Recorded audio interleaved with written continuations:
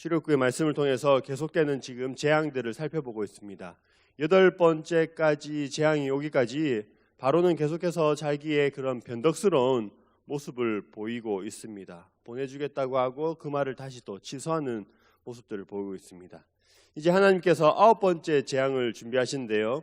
모세를 불러서 하늘을 향하여 손을 내밀라라고 그렇게 말씀하십니다. 지금까지와 마찬가지로 모세를 통해서 기적을 베풀기를 원하고 계십니다. 여러분, 애굽에서 발생한 그 총 10가지의 재앙은 이스라엘 백성들에게 있어서 꼭 필요한 하나의 과정이었습니다. 약 400년가량 하나님께서 마치 아무 말씀도 하지 않으시고 침묵하시는 것처럼 그렇게 느껴졌습니다. 조상들로부터 하나님에 대해서 들어왔고 배워오긴 배워왔으나 직접적인 하나님에 대한 경험과 체험은 하지 못하고 있었습니다. 하나님께서는 그런 이스라엘 백성을 향해서 기적적인 그런 재앙들의 사건들을 통해서 하나님이 어떠한 분이신지를 알려주셨습니다. 초자연적인 그런 신적인 능력들을 행한 것을 보게 되었습니다. 당시 사람들이 믿고 있던 그 어떤 신보다도 위대한 신이자 또한 유일한 신이라는 것을 하나님께서 보여주신 것입니다. 또한 이스라엘 사람들은 이 10가지의 재앙을 통해서 모세의 리더십을 인정할 수밖에 없었습니다. 이러한 과정들이 없었다면 이스라엘 사람들은 이 모세를 자신들의 지도자로 아마 인정하지 않았을 것입니다. 어느 날 갑자기 나타난 나이 많은 그런 힘없는 모세를 선뜻 따라가려고 하지 않았을 것입니다. 하지만 이 10가지의 재앙의 과정들을 통하여서 하나님께서 모세의 권위를 높여주신 것이죠. 하나님이 인정한 사람이라는 것을 알게 되었고 이스라엘 사람들도 모세를 지도자로 인정할 수밖에 없었습니다. 여러분, 일반적으로 사람들은 자신들이 지금까지 생활해오던 삶의 터전을 떠나기가 참 힘이 듭니다. 이스라엘 사람들도 비록 노예로 힘들게 살아가고 있지만 어떠한 안정도 보장되지 못한 채 그렇게 길을 선뜻 나서기는 힘들었을 것입니다. 그래서 이 10가지의 재앙은 바로의 완악한 마음을 무너뜨린 사건임과 동시에 이스라엘 사람들의 견고한 그런 마음도 무너뜨린 사건이었습니다.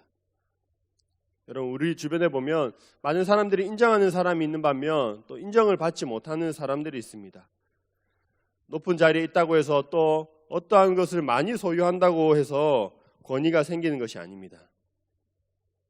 스스로 자신이 신이라고 칭하고 있는 바로에게는 신적인 권위가 없었지만 반면 모세에게는 하나님께서 부여해 주신 그러한 신적인 권위가 있었습니다.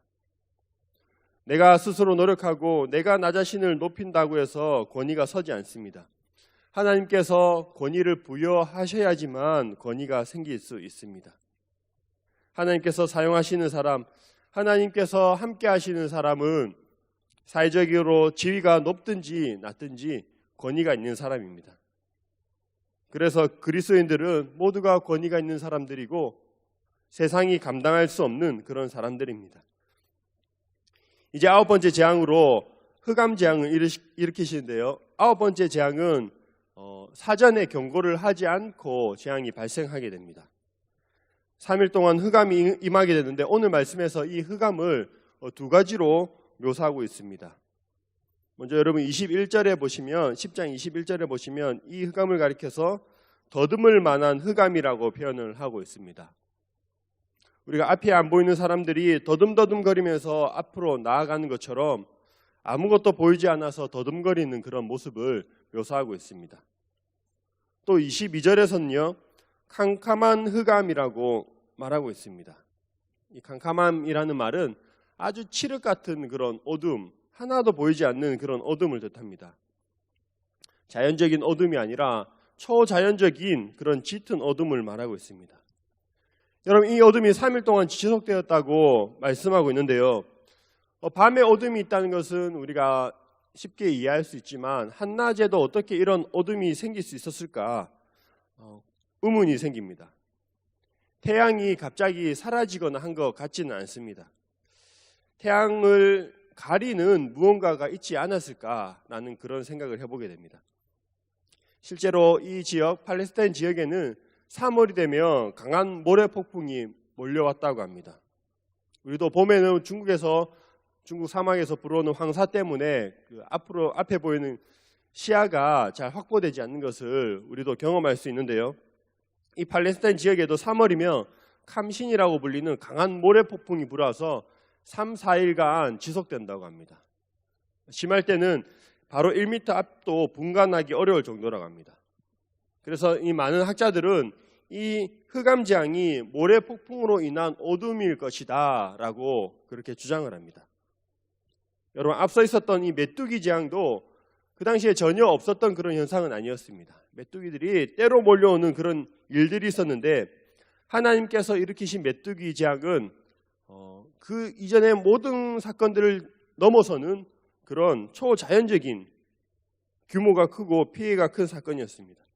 마찬가지로 흑암재앙을 일으킨 모래폭풍도 단순히 매년 불어오는 그 정도에 그치는 것이 아니라 이전에 한 번도 경험하지 못했던 그런 초자연적인 현상, 1m 앞도 아니라 당장 눈앞에 어떤 것도 분별할 수 없는 그런 캄캄함이 있었던 것입니다. 해를 완전히 덮을 만한 어둠이 있었다는 것이죠. 그래서 23절에 보시면 이렇게 말씀하고 있습니다. 23절에 보시면 그동안은 사람들이 서로 볼 수 없으며 자기 처소에서 일어나는 자가 없으되라고 말씀하고 있습니다. 도저히 집 밖에 나갈 수 없는 그런 상황이었다는 것입니다. 여러분, 앞에 8가지 재앙과 이 흑암 재앙을 비교해 보면 그나마 좀 견딜 수 있는 재앙이 아닌가라고, 직접적인 피해가 없는 것은 아닌가라고 생각될 수도 있습니다. 하지만 그렇지 않다는 것이죠. 어둠은 극도의 공포감과 불안감을 가져옵니다. 아무것도 보이지 않는 상황에서는 아무것도 할 수가 없습니다. 심지어 밥을 먹는 일조차도 할 수가 없습니다. 이 흑암재앙에는 몇 가지 중요한 의미를 가지고 있는데요. 첫 번째로 흑암재앙은 마지막 10번째 재앙을 예고하는 그런 성격이 있습니다. 10번째 재앙은 장자가 죽임을 당하는 그런 재앙인데요. 어두운 밤에 이 재앙이 일어나게 됩니다. 그리고 이 어둠은 죽음을 상징하기 때문에 흑암재앙을 통해서 마지막 10번째 재앙을 예고하는 것입니다. 두 번째로 이 흑암재앙은 하나님의 창조의 질서가 역으로 무너지는 그런 재앙입니다. 여러분, 흑암이라는 말이 창세기에도 기록되어 있는데 창세기 1장 2절에 보시면 또 흑암이라는 말씀이 나옵니다. 제가 한번 1장 2절의 말씀 읽어보겠습니다. 땅이 혼돈하고 공허하며 흑암이 깊음 위에 있고 하나님의 영은 수면 위에 운행하시니라. 세상이 창조되기 이전에 흑암이 있었고 그때에 혼돈과 공허가 있었습니다. 빛이 없는 세상에 그런 상황에서 혼란스러워하고 두려워하는 그런 이집트, 애굽 사람들의 모습은 마치 창조 이전에 있었던 혼돈하고 공허한 그런 모습을 경험하고 있는 것입니다. 세 번째로 이 흑암재앙은 애굽 신에 대한 심판으로 이해할 수가 있습니다. 앞서서 우리가 살펴봤던 그런 재앙들도 애굽에 있던 여러 가지 신들과 관련이 있다는 것을 우리가 배웠습니다. 이 흑암재앙은 신 중에서도 가장 높은 신이라고 불리는 그런 태양신, 당시에 레 혹은 라라고 불리는 그런 태양신을 이기는 그런 사건이라고 볼 수 있습니다. 그리고 애굽 왕 바로는 이 태양신의 아들로 여겨졌는데요. 가장 강력한 신이라고 여기는 태양이 빛을 잃음으로 인해서 참신, 진정한 신이 누구인가를 보여주는 하나의 사건이 된 것입니다.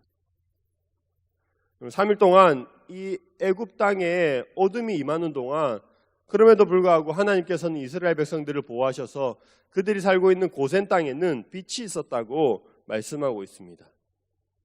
이번에도 하나님께서는 이스라엘 백성들을 보호하십니다.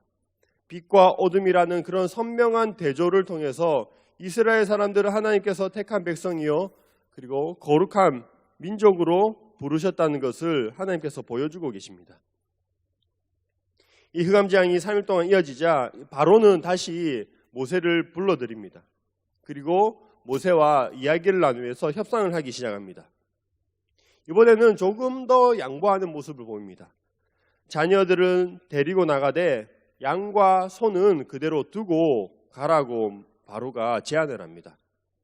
하지만 그 제안에 모세는 우리가 애굽을 떠나는 이유가 하나님을 예배하기 위함이기 때문에 그렇게 할 수 없다라고 이야기를 하고 있습니다. 양과 소는 예배를 드리기에, 제사를 드리기에 꼭 필요한 희생 제물이었기 때문에 그렇게 할 수는 없다는 것이죠. 단순히 양과 소가 어떤 생필품 아니면 먹기 위한 수단으로 생각되었다면 두고 가도 되었을 것입니다. 하지만 양과 소가 없으면 제사를 드릴 수 없기 때문에 반드시 데려가야 했습니다. 여러분, 우리가 하나님을 섬기는 예배, 그 예배를 무엇보다 소중히 여기고 있는 그런 모세의 모습을 볼 수 있습니다. 우리에게 있어서도 이 신앙생활, 믿음 생활을 하나님에 있어서 타협하게 만드는 여러 가지 일들이 있습니다. 먹고 살기 위해선 신앙적인 부분을 조금 양보하고 싶은 그런 생각이 들기도 합니다. 적당히 그 세상과 우리의 신앙 사이에 중간 타협 지점을 만들어서 그렇게 살면 되지 않을까라는 생각이 들기도 합니다. 하지만 하나님께서 원하시는 것은 온전하고 완전한 모습입니다. 믿음 생활에 있어서는 타협할 수 없는 부분이 있다는 것이죠. 여러분, 이 바로왕이 왜 양과 소를 남겨두고 가라고 했겠습니까? 물론 우리가 첫 번째 생각할 수 있는 것은 재물에 욕심이 있어서 그렇겠죠. 양과 소를 잃어버릴까 봐 그런 염려 때문에 두고 가라고 했을 것입니다. 하지만 또 한편으로 생각해 보면 이 바로왕이 자신이 소유하고 있는 것을 생각해 보면 이스라엘의 양과 소를 조금 잃는다고 하더라도 그렇게 크게 피해는 보지는 않습니다. 애굽에는 늘 먹을 것들이 풍성했기 때문입니다. 애굽의 바로왕이 정말로 원했던 것은 노동력이었습니다. 피라미드를 비롯한 대형 공사를 진행하는 데 있어서 그 노예가 필수적이었다는 것이죠. 자국민들을 보호하면서 여러 가지 사업들을 완수하기 위해서는 노동력이 필요했습니다. 그래서 만약 이 양과 소를 남겨두고 떠난다면 이스라엘 사람들이 얼마 가지 못해서 다시 돌아올 것이다 라는 그런 생각을 했던 것이죠. 그래서 양과 소는 두고 떠나라고 제안을 합니다. 여러분, 이 바로왕은 9번째 제안까지 겪지만 아직 자신의 욕심을 완전히 떨쳐내지 못합니다. 시간이 지날수록 더욱더 마음이 완악해지는 것을 볼 수 있습니다. 28절에 보시면 바로가 모세에게 말을 하는데요. 다시는 자신 앞에 나타나지 마라. 다시 얼굴을 보이면 죽이겠다라고 이렇게 말합니다.